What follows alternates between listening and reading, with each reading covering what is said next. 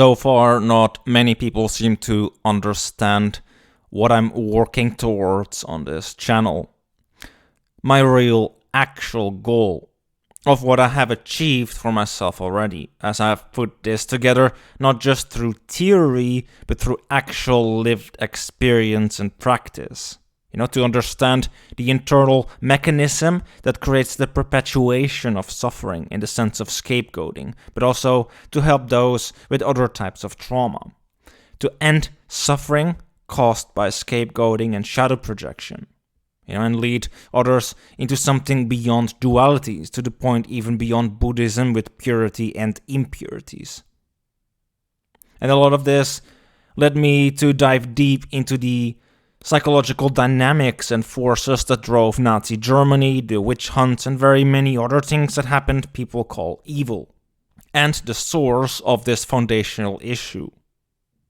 And also how to solve it, to the point of practically being able to do so, where one's understanding and way of being fundamentally changes. And my goal is to show how we, without killing or projection, can end evil and unnecessary suffering, without needing any scapegoat or sacrifice or even external redeemer, which I go much deeper into in my writings. But in the end, what I hope all of you to do is carry your picture with me to a better future. Each of our pictures contribute to the whole. But basically what I have been working on is the idea of a final act of redemption, where this becomes an internalized process, removing further external sources. So how to do that, where sin, the shadow, does not automatically spill into the world. As in that it takes away the mechanism of scapegoating entirely, gone, through a shift in understanding. And also no more external redemption needed after, as one moves beyond the internal mechanism and pattern of seeing the world that creates it in the first place.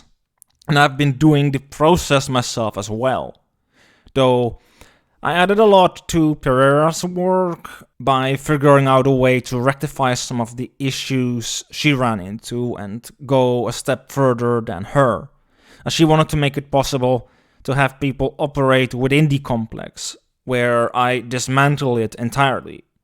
So in that sense, I've taken Nietzsche's work, Jung's work, and the work of the Jungian analyst Sylvia Brinton Perera on the scapegoat complex, think sin and redemption, and push this further. And I do this, and have done this, not to want to be provocative or unsettle or anything of the sort. I really simply want to put an end to a mechanism and social-cultural belief system that does not only harm some people, but all of us. As who is to say, throughout time, who are the ones scapegoated or harmed by this dynamic. So it affects us all. And as we are all interconnected as beings on this planet, would it not be right for us to understand this and put an end to it? Sure, what I've been writing in my book Alchemy of the Psyche, that I also want to turn into a free audiobook, by the way, for the YouTube channel, and the new latest book I'm writing to complement the theory in a more practical manner can be uncomfortable for some, and it is uncomfortable, as it does challenge certain beliefs that people hold about existence. Yet, then I have to ask you a simple question. Is your comfort worth more than an uncomfortable truth that even being such leads to the cessation of a destructive pattern of suffering that harmed humanity throughout history?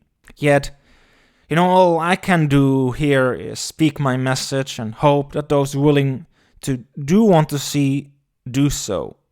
So there could be a society where the need for a scapegoat is gone, where society and people can instead grow, adapt, and change without needing to abandon all the old.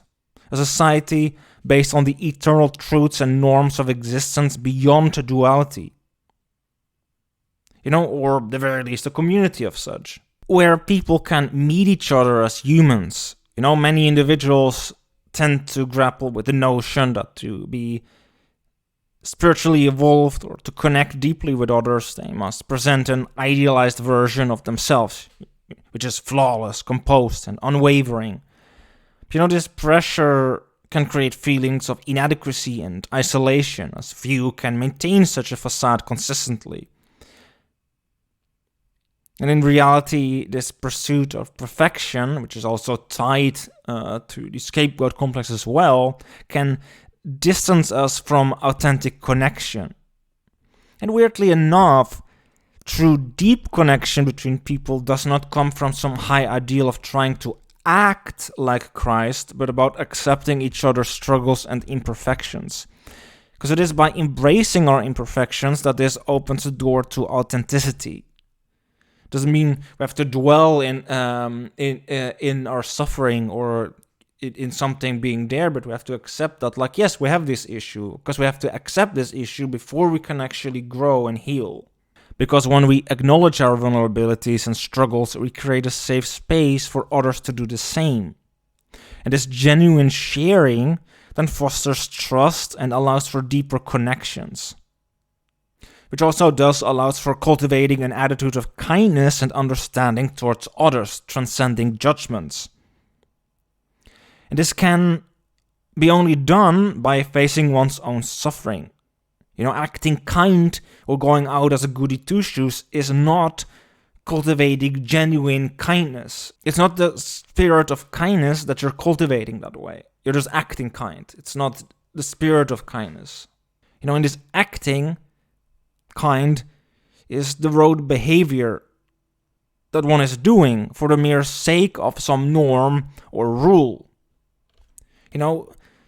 As being kind, as an example, outwardly is an act, not genuine, because it is fake in comparison to genuine empathy that springs from personal experience and introspection. The thing is that many spiritual figures, well known for their compassion towards, for instance, the marginalized and suffering, are being present with those in pain and offering comfort, forgiveness, and understanding. Yet the thing is that such presence is born out of inner transformation and experience. So, by facing our own suffering, we take away the need to project this outwardly onto others. Where further, this distinction between scapegoat sufferer and redeemer healer, denying the former and clinging to the latter, also leads to the whole idea of wanting to alleviate the suffering of others, which too is important here. Because people are not realizing that the person's suffering itself is not something to be taken from them, but understood, seen, and thus transformed. Like parts of the self that hold trauma or emotions like grief and sadness should not be transcended, but felt and held, to truly understand the underlying message. As only through feeling through our suffering and deeply understanding it can we heal and become whole. As affect updates consciousness. Because denying our suffering leads to the externalization of it onto the world. And even if we perform the act of what we see as compassion, we cannot truly alleviate others' suffering unless we felt our own. As through knowing our own pain, we can cultivate true compassion. And the only way to do this is not by avoiding our own suffering, but to feel through it. Nurture the fragmented parts within. And through this process comes healing, transformation, and with it, wholeness. So with this, accepting our imperfections also leads to greater forgiveness, both for ourselves and others. Because recognizing our flaws allows us to cultivate compassion and understanding towards other people as well. And this quality is fundamental to spiritual teachings and enables healing and reconciliation in relationships. When we forgive ourselves and others for not living up to ideals, we foster an environment of growth and acceptance, and this in turn nurtures the connections we have with those around us. Ultimately, it's actually embracing our humanity that is a spiritual practice in itself, because it allows us to connect with others on a deeper level, recognizing that we are all in this together.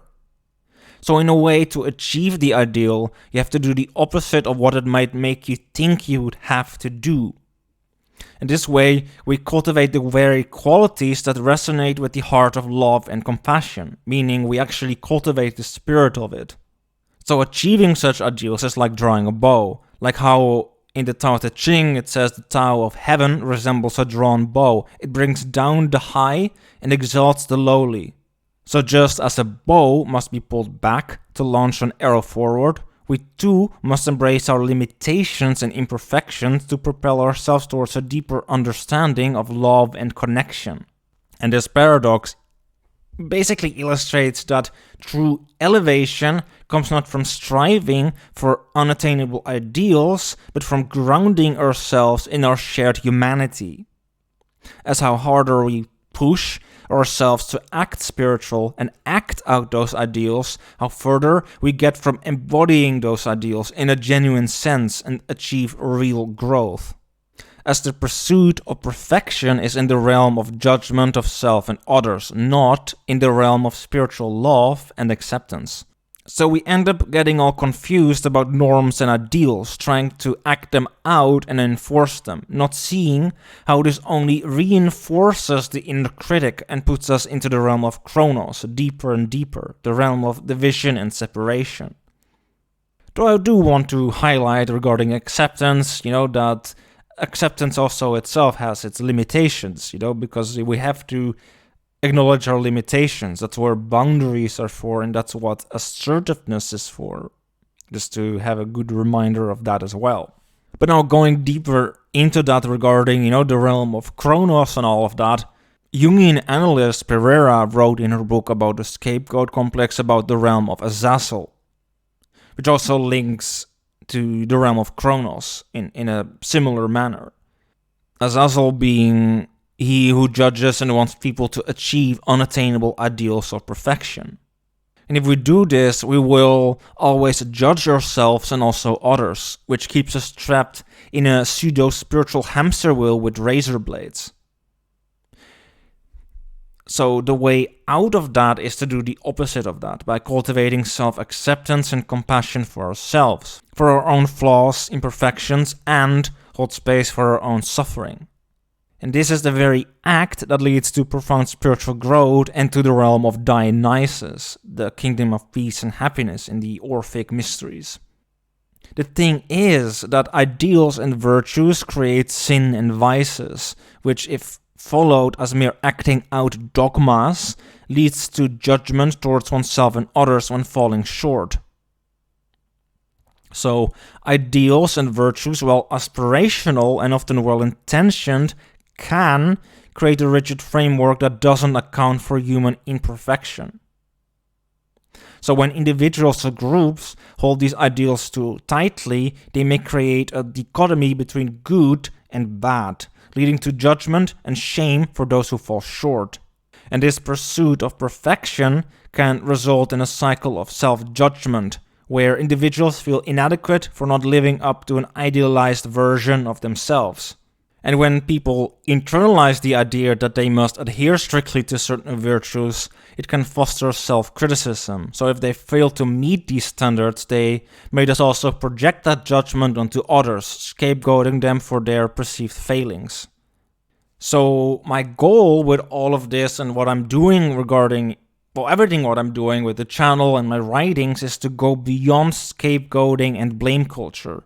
Also with that dichotomous thinking, with its tendency to categorize experiences, people, and ideas as strictly good or bad, limiting nuanced understanding.